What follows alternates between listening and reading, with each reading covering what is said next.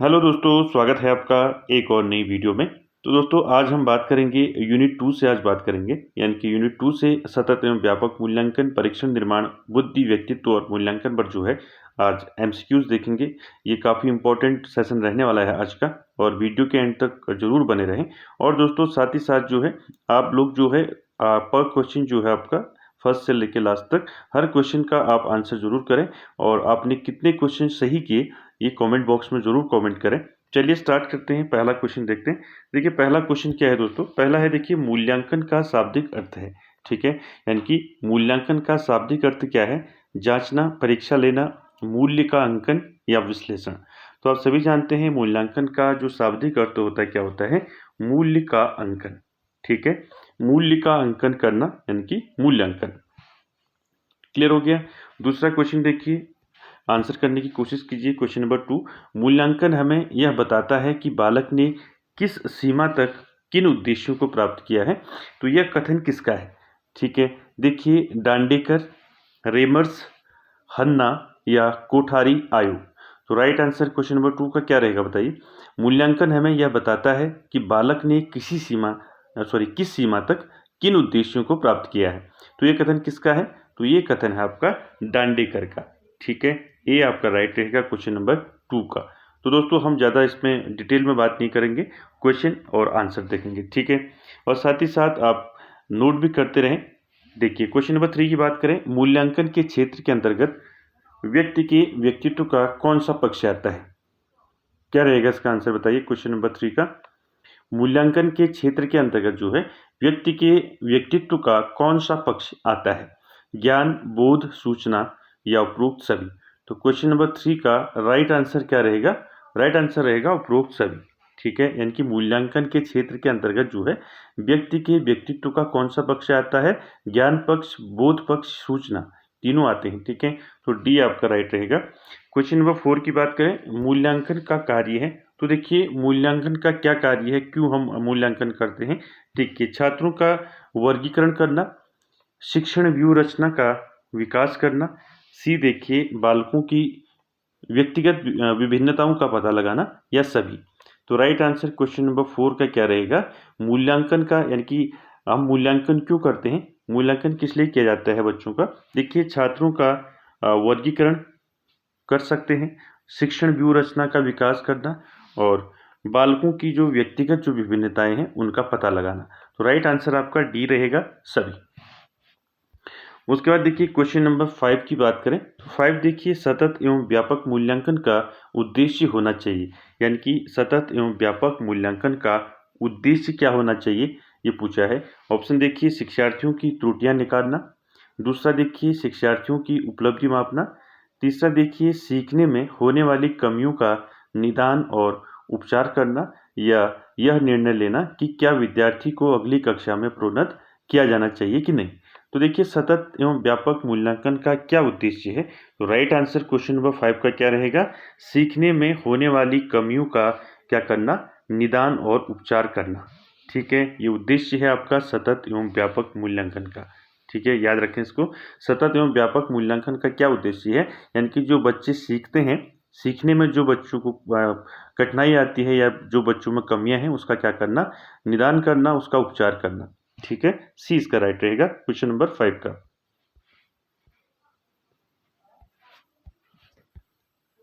देखिए question number 6 की बात करें।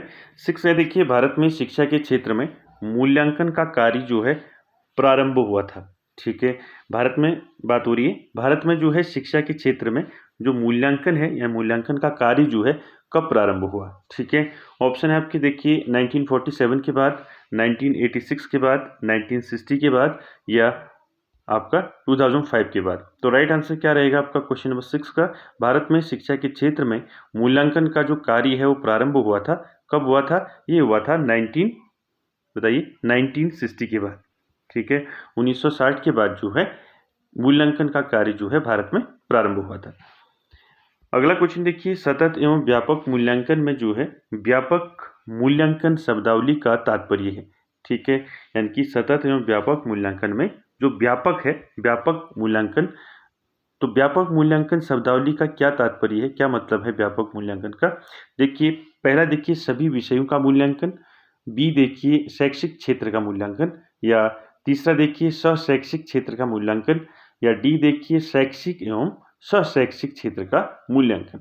तो देखिए सतत एवं व्यापक मूल्यांकन में जो व्यापक मूल्यांकन है इसका मतलब होता है शैक्षिक व एवं शैक्षिक क्षेत्र का मूल्यांकन। तो 7 का राइट आंसर क्या रहेगा आपका? डी इसका राइट रहेगा। ठीक है, अगले क्वेश्चन पर चलते हैं। अगला क्वेश्चन है आपका बच्चों का मूल्यांकन होना चाहिए। क्वेश्चन नंबर 8, कैसा होना चाहिए बच्चों का मूल्यांकन? किसके द्वारा होना चाहिए? बोर्ड परीक्षा द्वारा होना चाहिए, गृह परीक्षा द्वारा होना चाहिए, सतत एवं व्यापक मूल्यांकन द्वारा होना चाहिए, या लिखित एवं मौखिक होना चाहिए। तो आप समझ चुके होंगे क्वेश्चन नंबर 8 का राइट आंसर क्या रहेगा, यानी कि बच्चों का मूल्यांकन कैसा होना चाहिए? सतत एवं व्यापक मूल्यांकन होना चाहिए। ठीक है, आगे चलते हैं क्वेश्चन नंबर 9 पर। क्वेश्चन नंबर 9 क्या है? देखिए सतत एवं व्यापक मूल्यांकन बल देता है। तो सतत एवं व्यापक मूल्यांकन किस पर बल देता है? देखिए पहला है सीखने को सुनिश्चित करने के लिए व्यापक स्केल का निरंतर परीक्षण, बी देखिए सीखने को किस प्रकार अवलोकित रिकॉर्ड द्वारा सुधारा जाए, सी देखिए शिक्षण के साथ परीक्षाओं का सामंजस्य, और डी देखिए बोर्ड परीक्षा पर। तो क्या रहेगा राइट आंसर? सतत एवं व्यापक मूल्यांकन किस पर बल देता है? तो सतत एवं व्यापक मूल्यांकन जो है सीखने को किस प्रकार अवलोकित करें, इसके रिकॉर्ड को सुधारा जाए। ठीक है, ये आपका राइट रहेगा, सीखने को किस प्रकार अवलोकित करके जो है रिकॉर्ड को सुधारा जाए। आपका बी इसका राइट रहेगा क्वेश्चन नंबर 9 का। आगे चलते हैं क्वेश्चन नंबर 10 पर। देखिए क्वेश्चन नंबर 10 क्या है? देखिए मूल्यांकन शिक्षक तथा छात्र दोनों हेतु किस प्रकार कार्य करता है? यानी कि देखिए मूल्यांकन जो है शिक्षक तथा छात्र दोनों हेतु जो है किस प्रकार का कार्य करता है? पुनर्बलन का कार्य करता है, अधिगम का कार्य करता है, शिक्षण का कार्य करता है, या इनमें से कोई नहीं? तो राइट आंसर क्वेश्चन नंबर 10 का क्या रहेगा बताइए। क्वेश्चन नंबर 10 देखिए मूल्यांकन शिक्षक तथा छात्र दोनों हेतु किस प्रकार का कार्य करता है? तो पुनर्बलन का कार्य करता है। ठीक है, ए आपका राइट रहेगा क्वेश्चन नंबर 10 का। आगे चलते हैं क्वेश्चन नंबर 11 पर। 11 है आपका देखिए सतत एवं व्यापक मूल्यांकन की जो है एक तकनीकी है, यानी कि सतत एवं व्यापक मूल्यांकन की एक तकनीक है। कैसा? देखिए सत्र मूल्यांकन, अर्धवार्षिक मूल्यांकन, और निदानात्मक मूल्यांकन, या इकाई मूल्यांकन। तो देखिए सतत एवं व्यापक जो मूल्यांकन है कि एक तकनीक है। कैसी तकनीक है? निदानात्मक मूल्यांकन की। आपका राइट आंसर क्या रहेगा? सी रहेगा, जिसको आप उपचारात्मक भी कह सकते हैं। ठीक है, आगे चलते हैं क्वेश्चन नंबर 12 की बात करें। तो क्वेश्चन नंबर 12 क्या है? देखिए शैक्षणिक मूल्यांकन की प्रक्रिया जो है चतुर्मुखी है, यह कथन किसका है? ठीक है, याद रखें किसका कथन है कि जो शैक्षणिक मूल्यांकन है, ये शैक्षणिक मूल्यांकन की जो प्रक्रिया है वो कैसी है? चतुर्मुखी है। ठीक है, ये किसने कहा है? ऑप्शन है आपकी कोठारी आयोग, डॉक्टर पटेल, रूसो, या बेसल। तो देखिए शैक्षणिक मूल्यांकन की प्रक्रिया चतुर्मुखी है, ये कथन किसका है? तो ये कथन है आपका डॉक्टर पटेल का। ठीक है, याद रखें इसको, इंपॉर्टेंट है। आगे चलते हैं क्वेश्चन नंबर 13 की बात करते हैं। क्वेश्चन नंबर 13 है देखिए वह परीक्षण जिसको बार बार प्रसारित करने पर समान परिणाम आता है क्या कहलाता है? ठीक है, ये अगर हम कोई परीक्षण कर रहे हैं और उसमें बार बार परीक्षण कर रहे हैं तो उसका जो है एक समान परिणाम आता है, तो उसको हम क्या कहते हैं? व्यापक, वैध, विश्वसनीयता, या विभेदीकृत। क्या रहेगा राइट आंसर क्वेश्चन नंबर 13 का? बताइए। वह परीक्षण जिसको बार बार प्रसारित करने पर समान परिणाम आता है क्या कहलाता है? विश्वसनीय। ठीक है, क्या कहलाता है? विश्वसनीय या विश्वसनीयता कहलाता है। ठीक है, सी आपका राइट रहेगा 13 का। क्वेश्चन नंबर 14 देखिए क्या है? किस प्रकार की प्रश्नावली में प्रश्न पूर्व निर्धारित होते हैं? ठीक है, यानी कि ऐसी प्रश्नावली बतानी है जिसमें हम क्या कर लेते हैं? पहले से ही प्रश्न को क्या कर लेते हैं? पूर्व निर्धारित कर लेते हैं। बताइए संरचनात्मक, असंरचनात्मक, दोनों, या उपरोक्त में से कोई नहीं? राइट आंसर क्या रहेगा 14 का? देखिए किस प्रकार की प्रश्नावली में प्रश्न पूर्व निर्धारित होते हैं? संरचनात्मक और असंरचनात्मक।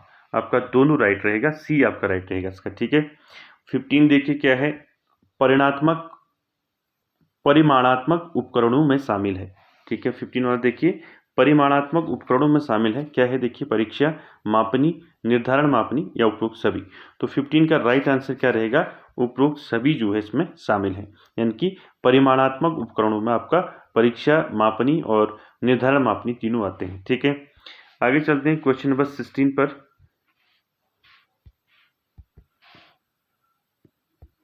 देखिए क्वेश्चन नंबर 16 की बात करें, निरीक्षण का प्रकार है, यानी कि निरीक्षण का क्या प्रकार, कैसा प्रकार है निरीक्षण। देखिए नियंत्रित निरीक्षण, स्वाभाविक निरीक्षण, ए और बी दोनों या उपरोक्त में से कोई नहीं। तो क्या रहेगा राइट आंसर 16 का, निरीक्षण का प्रकार है तो राइट आंसर रहेगा आपका नियंत्रित निरीक्षण और स्वाभाविक निरीक्षण। ठीक है, सी आपका राइट रहेगा। ठीक है, आगे चलते हैं। अगला क्वेश्चन 17 क्वेश्चन नंबर, किस परीक्षण पद में उत्तरदाता अपने उत्तर को बनाता है। ठीक है, यानी कि किस परीक्षण पद में उत्तरदाता जो है यानी कि उत्तर देने वाला अपने उत्तर को बनाता है। पहला देखिए निबंधात्मक परीक्षण पद, दूसरा देखिए बहुविकल्पी परीक्षण पद, तीसरा देखिए सत्य असत्य प्रकार के परीक्षण पद, या सभी। तो राइट आंसर क्या रहेगा क्वेश्चन नंबर 17 का, किस परीक्षण पद में उत्तरदाता जो है अपने उत्तर को बनाता है। तो किस में बनाता है, तो 17 का राइट आंसर रहेगा निबंधात्मक परीक्षण पद में। ठीक है, ये आपका राइट रहेगा क्वेश्चन नंबर 17 का। ठीक है, आगे चलते हैं क्वेश्चन नंबर 18 की बात करें। तो क्वेश्चन नंबर 18 है, देखिए एक परीक्षण का ब्लूप्रिंट किस आधार पर तैयार किया जाता है। ठीक है, इंपॉर्टेंट क्वेश्चन है। ठीक है, ये परीक्षण निर्माण जो आपका परीक्षण निर्माण है उससे क्वेश्चन बना रखें। ठीक है, देखिए एक परीक्षण का ब्लूप्रिंट किस आधार पर तैयार किया जाता है, शैक्षिक उद्देश्यों पर, विषय वस्तु पर, प्रश्नों के प्रकार पर, या उपरोक्त सभी। तो 18 का राइट आंसर क्या रहेगा आपका, एक परीक्षण का जो ब्लूप्रिंट जो है किस आधार पर तैयार किया जाता है, शैक्षिक उद्देश्यों पर, प्रश्नों के प्रकार पर और विषय वस्तु तीनों पर जो है ये तैयार किया जाता है। तो आपका राइट आंसर रहेगा उपरोक्त सभी। आगे चलते हैं क्वेश्चन नंबर 19 की बात करें। क्वेश्चन नंबर 19 है, देखिए प्राथमिक कक्षाओं में किस मूल्यांकन प्रविधि का प्रयोग किया जाता है। ठीक है, यानी कि जो प्राथमिक कक्षाएं हैं, प्राथमिक कक्षाओं में किस प्रकार की मूल्यांकन प्रविधि का प्रयोग किया जाता है, जांच सूची, निरीक्षण, संचयी आलेख और रेटिंग स्केल। तो 19 का राइट आंसर क्या रहेगा, प्राथमिक कक्षाओं में किस मूल्यांकन प्रविधि का प्रयोग किया जाता है। तो किसका किया जाता है बताइए, प्राथमिक कक्षाओं में किस मूल्यांकन प्रविधि का प्रयोग किया जाता है, निरीक्षण प्रविधि का प्रयोग किया जाता है। आपका राइट आंसर रहेगा बी 19 का।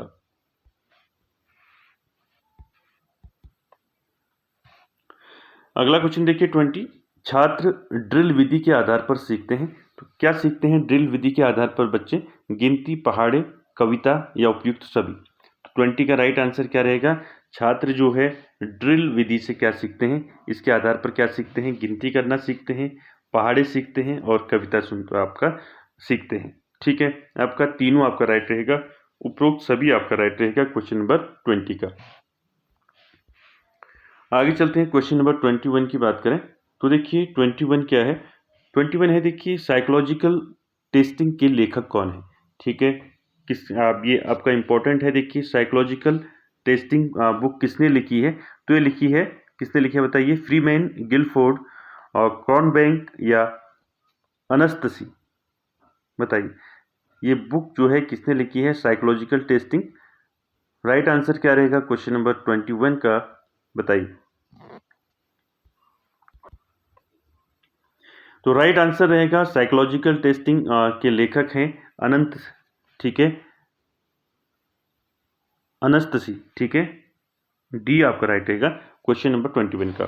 देखिए 22 देखिए एनसीईआरटी द्वारा वर्गीकृत शैक्षिक उद्देश्यों में कितनी मानसिक क्रियाओं का वर्णन किया गया है। ठीक है, यानी कि एनसीईआरटी द्वारा वर्गीकृत जो शैक्षिक उद्देश्य हैं उसमें कितनी जो है मानसिक क्रियाओं का वर्णन किया गया है। तो क्या रहेगा राइट आंसर 22 का, बताइए। 15, 16, 17, 18। 22 का क्या रहेगा बताइए, एनसीईआरटी द्वारा वर्गीकृत शैक्षिक उद्देश्यों में कितनी मानसिक क्रियाओं का वर्णन किया गया है। तो राइट आंसर रहेगा 22 का, 17 मानसिक क्रियाओं का वर्णन किया गया है। ठीक है, आगे चलते हैं क्वेश्चन नंबर 23 पर।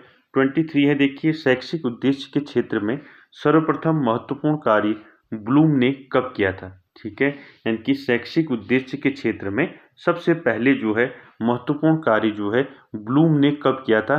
तो आपको ईयर बताना है। तो राइट आंसर क्या रहेगा आपका 23 क्वेश्चन नंबर, तो क्या रहेगा आंसर 23 का, तो 23 का राइट आंसर रहेगा सन 1956। ठीक है, सन 1956 में जो है ब्लूम ने जो है सबसे पहले जो है शैक्षिक उद्देश्यों के क्षेत्र में सर्वप्रथम जो है महत्वपूर्ण कार्य जो है ब्लूम ने किया सन 1956 में। क्लियर हो गया।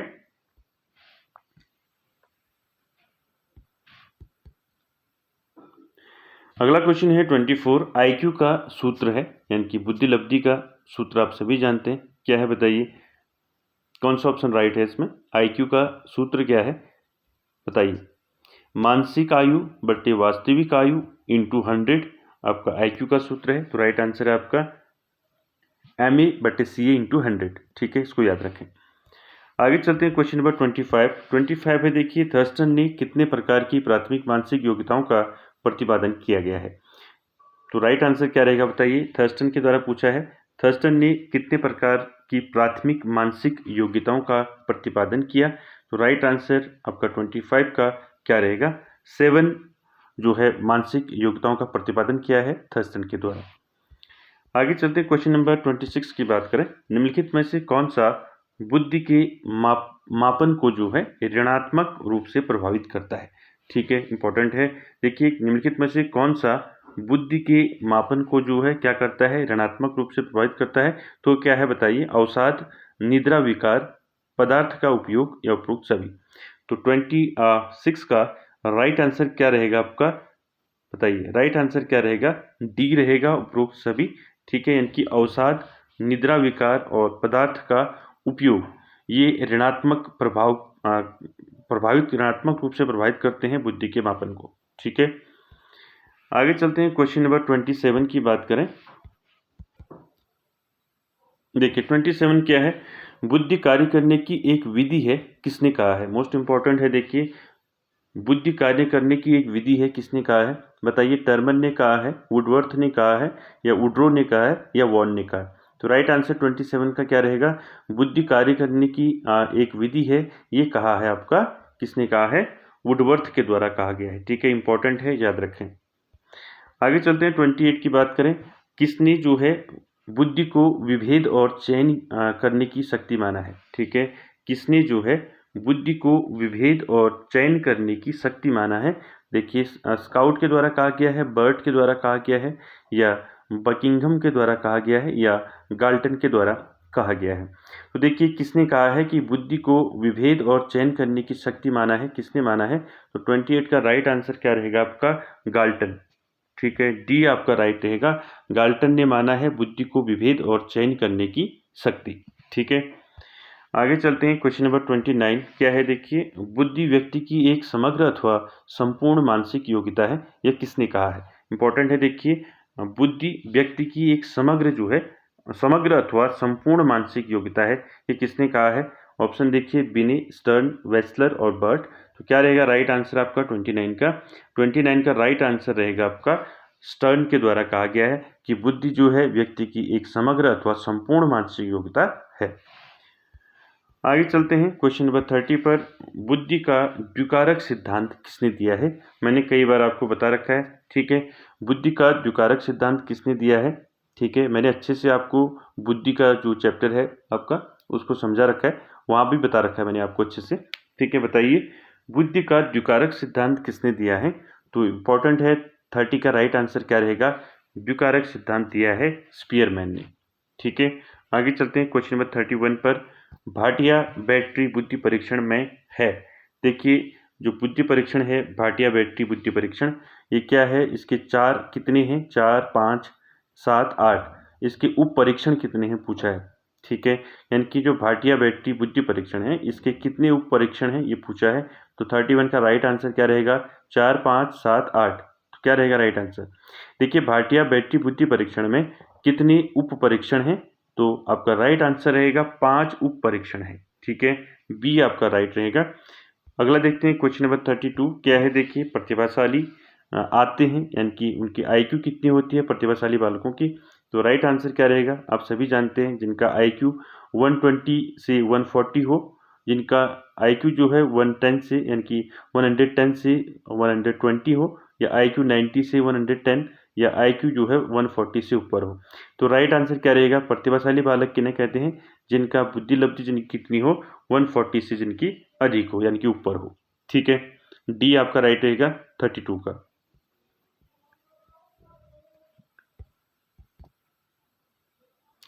अगला क्वेश्चन है 33, देखेंगे क्वेश्चन नंबर। देखिए, अमूर्त वस्तुओं के विषय में सोचने की योग्यता बुद्धि है, ये किसने कहा है? मोस्ट इंपॉर्टेंट है। मूर्त अमूर्त बुद्धि मैंने आप लोगों को बता रखा है, ठीक है। देखिए अमूर्त बुद्धि यानी कि अमूर्त वस्तुओं के विषय में सोचने की योग्यता क्या कहलाती है? बुद्धि कहलाती है। किसने कहा है? गाल्टन, थॉर्नडाइक, टर्मन या बकिंघम। तो 33 का राइट आंसर क्या रहेगा बताइए? अमूर्त वस्तुओं के विषय में सोचने की योग्यता बुद्धि है, ठीक है।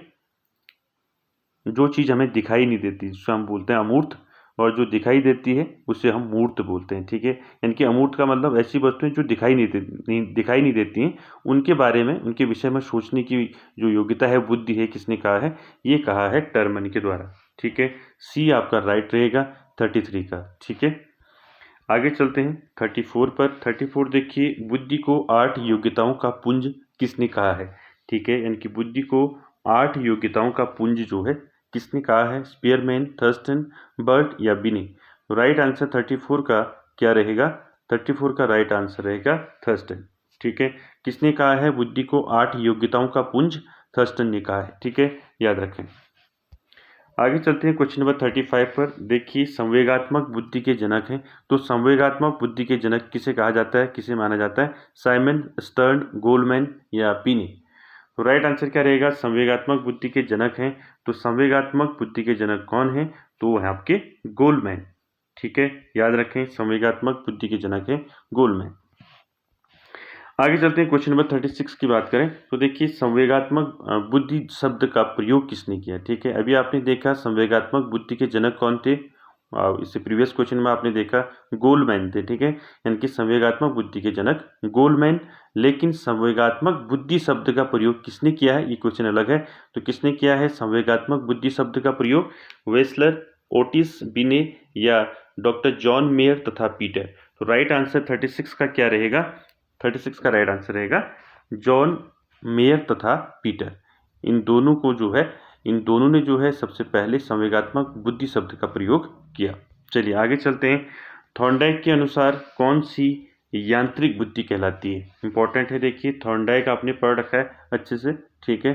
तो थॉर्नडाइक के सारे आप सिद्धांत देख लें, ठीक है। तो थॉर्नडाइक के अनुसार कौन सी यांत्रिक बुद्धि कहलाती है? तो यांत्रिक बुद्धि थॉर्नडाइक ने किसको कहा है? सामाजिक बुद्धि को कहा है, मूर्त बुद्धि को कहा है या अमूर्त बुद्धि को कहा है? राइट आंसर 37 का क्या रहेगा?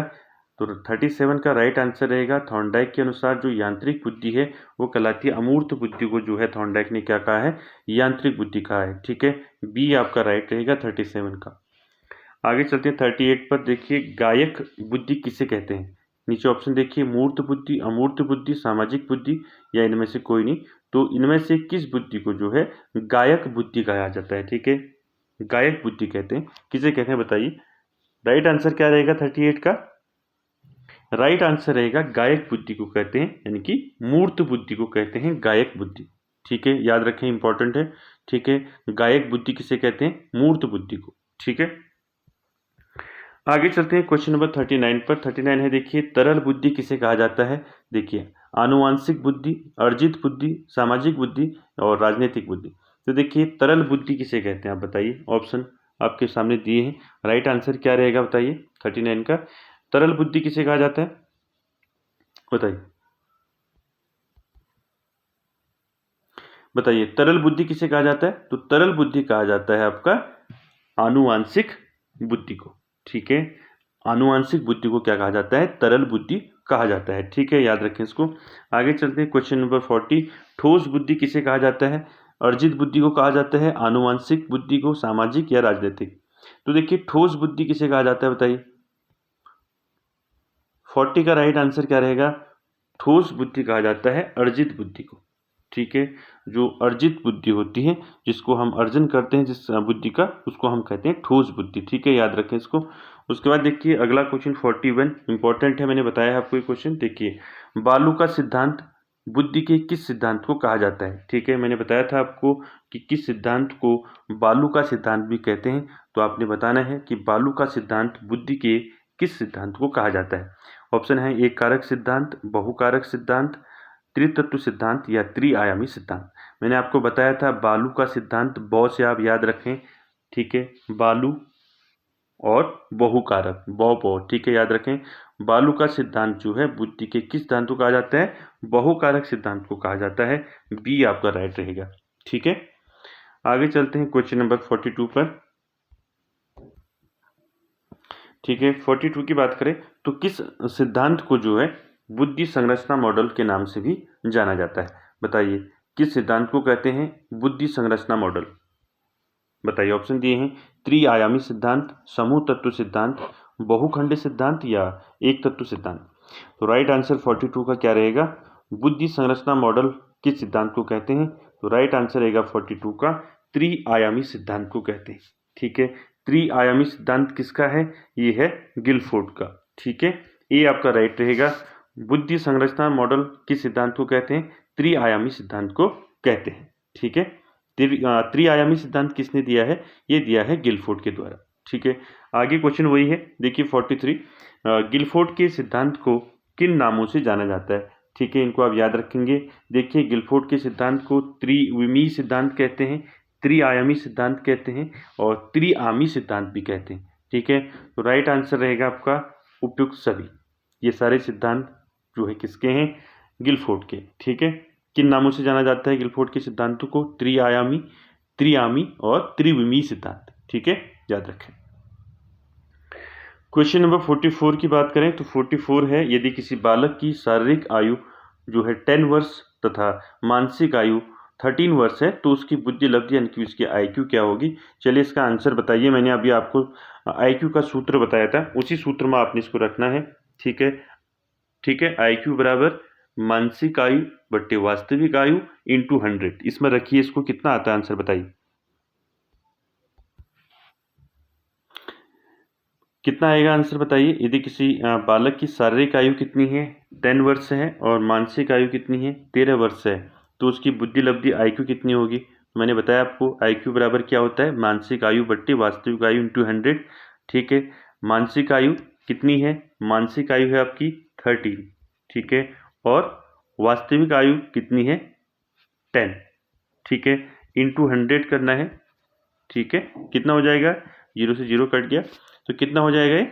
13 इंटू 10, तो 130 आपका राइट आंसर हो जाएगा। ठीक है, सी आपका राइट रहेगा क्वेश्चन नंबर आपका 44 का। ठीक है, याद रखेंगे, ये सूत्र याद रखें, इससे आप जो है बुद्धि लब्धि को निकाल सकते हैं जब आपका शारीरिक आयु और मानसिक आयु यानी कि मानसिक आयु और वास्तविक आयु दी हो। ठीक है, चलिए आगे चलते हैं क्वेश्चन नंबर 45 पर। 45 क्या है? देखिए, सेल्डन ने व्यक्तित्व को बताया है, तो सेल्डन ने व्यक्तित्व को क्या बताया है? एंडोमार्फिक या एक्टोमार्फिक या मेसोमार्फिक या सभी। तो राइट आंसर 45 का क्या रहेगा? तो 45 का सेल्डन ने व्यक्तित्व को क्या बताया है? सेल्डन ने व्यक्तित्व को एंडोमार्फिक भी बताया है, एक्टोमार्फिक भी बताया है और मेसोमार्फिक भी बताया है। तो आपका उपयुक्त सभी आपका राइट रहेगा, डी आपका राइट रहेगा। ठीक है, अगला क्वेश्चन देखिए 46। देखिए, TAT परीक्षण आपने पढ़ा है।